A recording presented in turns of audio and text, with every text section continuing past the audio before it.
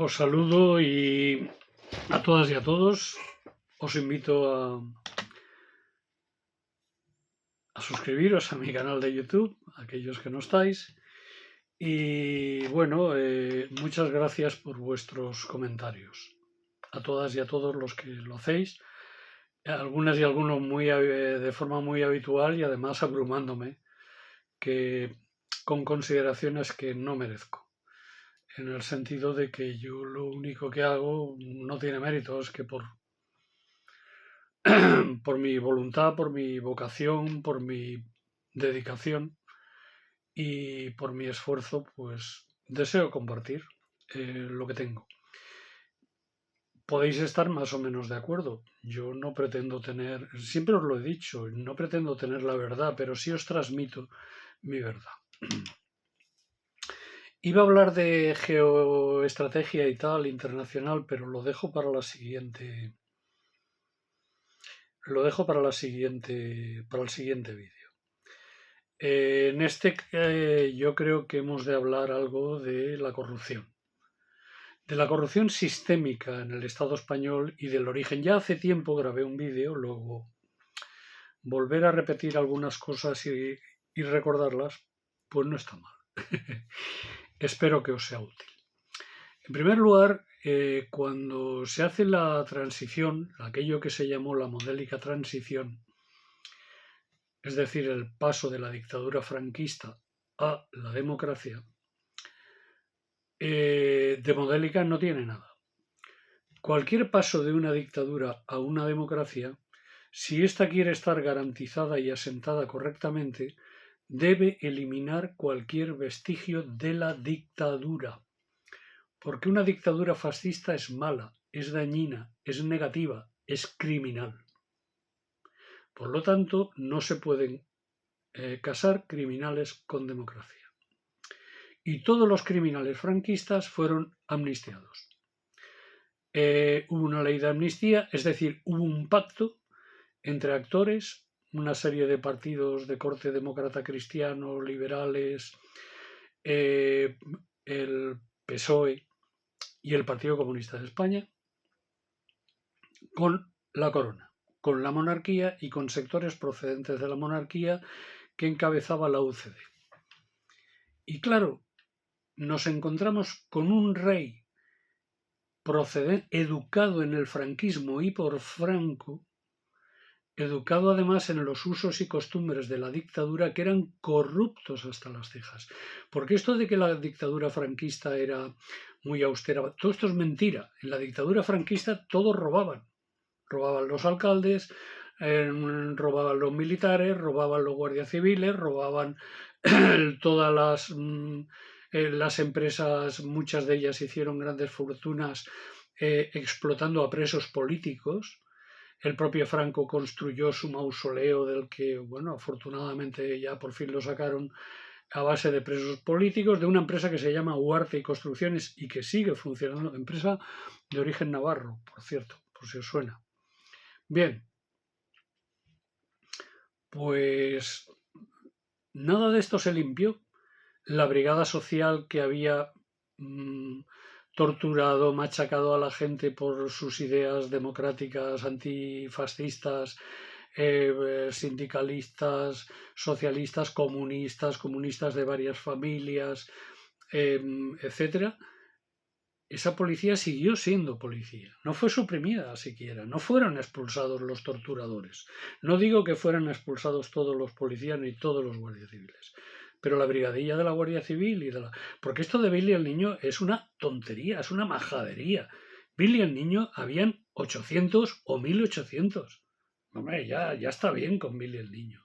Era todo un entramado de policía política a la que también le prestaba apoyo. A mí me detuvo gente de la brigada criminal, por ejemplo, que no eran de la brigada social, porque hubo una redada, necesitaron reforzar los de la social y a mí me detuvo gente de la criminal, de la VIC. Por tanto, sé de lo que hablo. Todas las fuerzas de alguna manera estaban implicadas en la represión. Y el ejército. Los piquetes de ejecución de fusilamientos, ya a partir del año 37, están de 1937, son fuerzas militares los que los hacen. En el año 36, pues muchos falangistas, muchos carlistas estuvieron fusilando a republicanos, a socialistas, a cenetistas, confederales, a narcosindicalistas y a comunistas. Pero sobre todo socialistas y anarcosindicalistas, que es lo que más había con diferencia. Muchos de ellos fueron fusilados por partidas falangistas y del requete. Pero luego ya no. Luego es el ejército el que se encarga de la represión. Y nada de eso se cambia. Todo continúa, todo.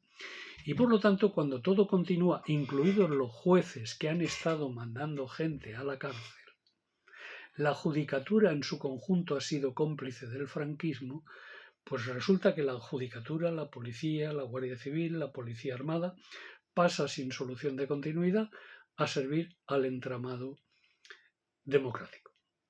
Pero es que no solo eso. ¿Qué llevaba el régimen detrás? ¿Qué otra carga importantísima llevaba, además de la monarquía formada, educada en ese ambiente? Pues toda una serie de familias poderosas, propietarias de bancos, propietarias de constructoras, y si muchas de estas constructoras vemos los apellidos y los nombres de las familias, vemos que todas estas familias se enriquecieron ya durante el franquismo. Y claro, llega la democracia y siguen las mismas prácticas. ¿Por qué? Porque no ha habido un corte, porque ha habido un pacto de la transición, porque ha habido un pacto de la corona, porque ha habido un pacto monárquico de no tocar nada. Por lo tanto, para acabar con la corrupción no se trata solo de meter mano a las empresas corruptoras, que hay que hacerlo. Porque muchas de las empresas de estas grandes y antiguas empresas y no tan antiguas, la corrupción la llevan metida en vena. Y ha habido, se han corrompido a concejales, se ha corrompido a alcaldes, se ha corrompido a diputados autonómicos, se ha corrompido a diputados nacionales y prácticamente, al menos los dos grandes partidos, han tenido casos de corrupción en los que indudablemente el Partido Popular se lleva al cuadro de honor. Esto es verdad. No tenemos nada más que ver cuántos han ingresado a la cárcel de un lado y de otro, pero de cualquier manera es intolerable. Hayan sido más o hayan sido menos. Pero todo esto viene de ahí, de un régimen que no se rompe y de un PSOE que además forma parte del entramado y de la estructura monárquica, es decir, un partido secuestrado por Felipe González Márquez. Felipe González Márquez escinde el PSOE.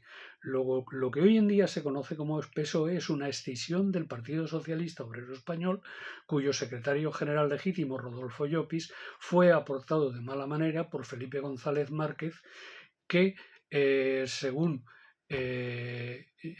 Joan Garcés, en su libro Soberanos e Intervenidos, trabajaba para el Departamento de Estado de los Estados Unidos, es decir, para la CIA. Y todo esto lo que hace es romperlo, secuestrarlo, deshacerse de Rodolfo Llopis, porque Rodolfo Llopis exigía que se hiciera un referéndum y se votara el pueblo español libremente entre monarquía y república, y Felipe González no quería eso, aparte de que sus posiciones sociales y económicas evidentemente estaban a la izquierda, años luz de Felipe González, pero también del Partido Comunista de España.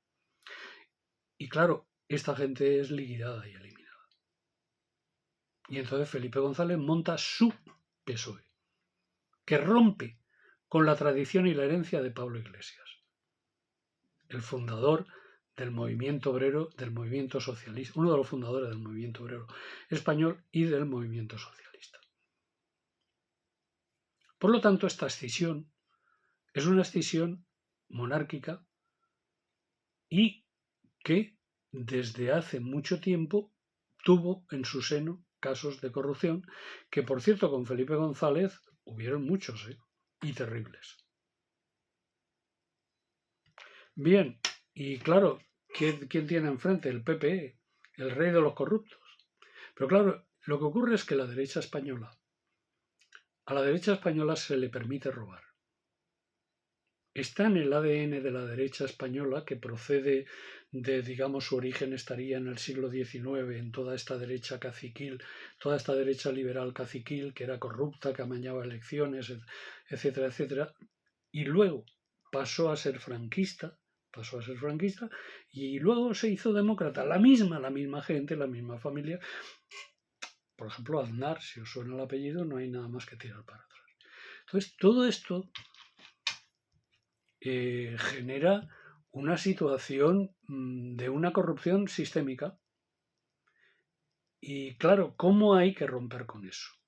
Para romper con esto, lo primero que hay que romper es con la causa. Es decir, el régimen del 78 hay que liquidarlo. Hay que hacer una nueva constitución. Una constitución que sea útil al pueblo y a las clases trabajadoras.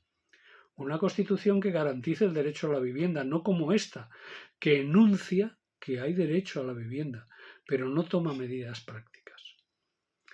Que enuncia que hay derecho a la sanidad pública y a las pensiones, pero no blinda ni la sanidad pública ni las pensiones, puesto que permite privatizaciones y hay leyes, como la ley de sanidad, que tienen ciertos artículos que deben ser eliminados, cuanto menos, que son los que provocan las privatizaciones.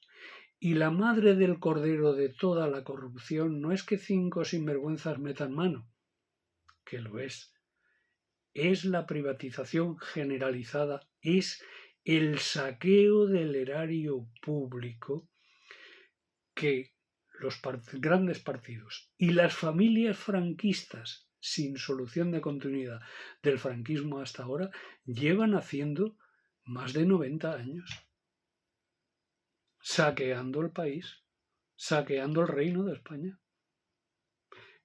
Y si no vamos ahí, no haremos nada. Podemos proponer medidas cosméticas para quedar bien, para no sé qué, para no sé cuántos. Luego hay otra cuestión. Pedro Sánchez, el PSOE poco a poco va desdibujándose. Felipe González es quien le da el gran mazazo. Y lo convierte de un partido honesto, republicano y socialista en un partido neoliberal, para no ir con zarandajas, y monárquico. Pedro Sánchez lo que hace es acabar con lo poco que quedaba de cultura tradicional en el PSOE. Es decir, en el PSOE las agrupaciones locales tenían una importancia, sus votos valían, podían votar, podían decidir, esto iba a unos comités provinciales, los comités provinciales podían cargarse un comité provincial perfectamente, tirándole para atrás eso yo lo he vivido, lo he visto cargarse una ejecutiva provincial a un comité provincial en Granada, en la provincia de Granada. Y a su vez el comité federal podía cargarse una ejecutiva. Pero Pedro Sánchez todo esto lo transforma. Con la excusa de las primarias se le dan todos los poderes al secretario general. Y entonces el PSOE, de ser un partido en el que mandan las agrupaciones locales, pasa a ser un partido en el que manda una sola persona, el secretario general. Y esto se traslada a la provincia, donde solo manda una, o la comarca, el secretario provincial y o comarcal, y luego el secretario regional, el secretario de la comunidad autónoma correspondiente, el secretario de la nacionalidad correspondiente. Pero esto no tiene nada que ver ni con la tradición ni con la cultura del PSOE. Por lo tanto, esto también hay que dejarlo claro.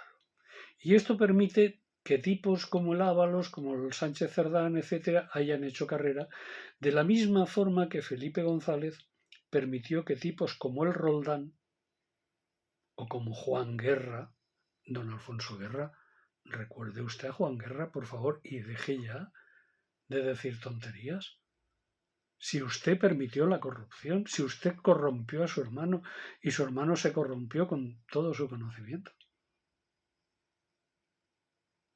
Por lo tanto, solución hay. Yo creo que la solución pasa por un proceso constituyente, pasa por una nueva constitución y pasa desde luego por unas nuevas leyes y reglas que reglamenten todo esto. Pero sobre todo también pasa por unas nuevas fuerzas políticas. Los que hasta ahora, todos los que están en el Parlamento, hasta ahora han fracasado. No nos sirven. Han fracasado. Y por lo tanto, cuando algunos planteamos que hay que construir una nueva alternativa, desde luego,